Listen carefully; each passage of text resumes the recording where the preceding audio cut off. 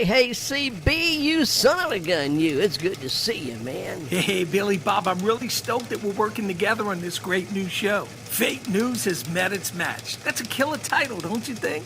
Well, CB, I'm all about news. That's my game. And I think there is too much fake news going on around in this country. Most of it's aimed at the White House. You know what I mean? Come on, man. The news is just another tweet to the Trumpster. The White House is a joke, like a reality TV show or something. America needs us, and we're going to give everyone the real scoop on the news, not this CNN or MSNBC spin on things. Come on. CB, I can't believe you actually look at those networks. CNN, that's the control news network, man. I understand your conservative viewpoint, my brother, and I don't get all my news from Fox either. But let's not go down that wormhole. Let's give our audience the real news, not some mumbo-jumbo on what's happening in America for the sake of the almighty ratings. Now, CB, man, you come in here with that fancy schmancy ideas that you picked up on the left coast out there. I don't know if that's gonna fly. Look, you may think I'm some Hollywood liberal, but I'm not.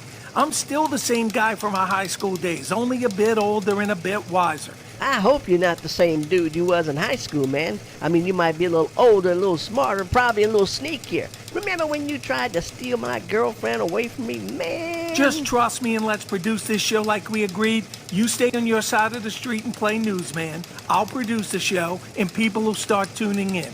Trust me, my brother, people gonna be talking about us. Yeah, they might be talking about us, but what they gonna be saying, man? Hey, man, your ratings are in the crapper, okay? Hey, man. Let me do my thing and I'll take you to #1. Deal? The whole idea about being #1 is a great idea, but I'm afraid your thoughts about being big and #1 might make a #2 on us, man, and I don't want that to happen. But hey, I'm willing to give it a shot if you are. That's great, and I'm really pumped that we're kicking things off with such a great topic. Gun control. It's about time that we take these freaking guns off the street. They're killing people. Wait a minute, CB. Sounds like your big idea is nothing more than just wanting to take away our Second Amendment. What are you talking about, Billy Bob? Just look at these shootings. It's happening in schools, concerts, even movie theaters. Nearly 1 million people have died because of guns over the past decade.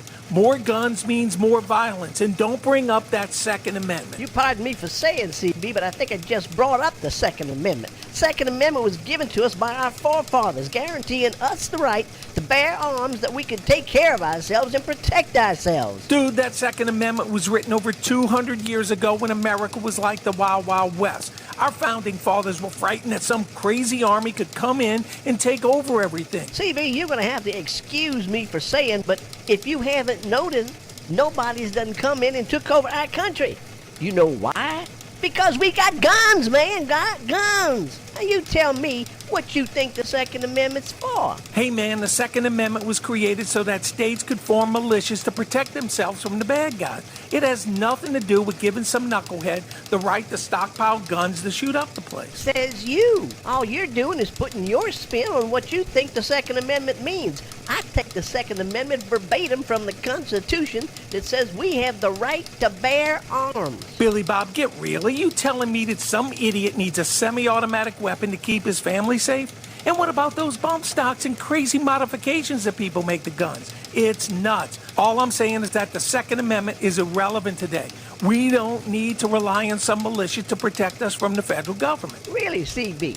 Have you seen some of the politicians that's up in Washington, D.C. right now that's supposed to be representing us? And you say we don't need guns to protect us from Washington? Come on. Trust me, brother. Just follow my lead with these news stories and we'll start building a real following. We want to give them the real news, don't we? Have you listened to any of my newscasts, CB? If you had, you know that I report the news the way it's supposed to be reported, accurately. I don't make up stuff. I tell it the way it is, in spite of some of you knucklehead left-wing liberals out there. Hey, I understand your side of the fence, and I'm cool with you expressing your conservative views on things, but it's got to be real.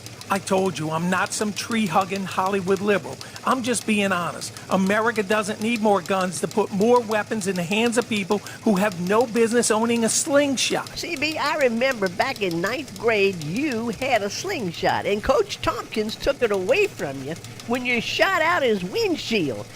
Were you mad when he took your slingshot? Well, how the hell you think the rest of us feel when you want to take our guns? And to be perfectly honest with you, I ain't never shot nobody's windshield out.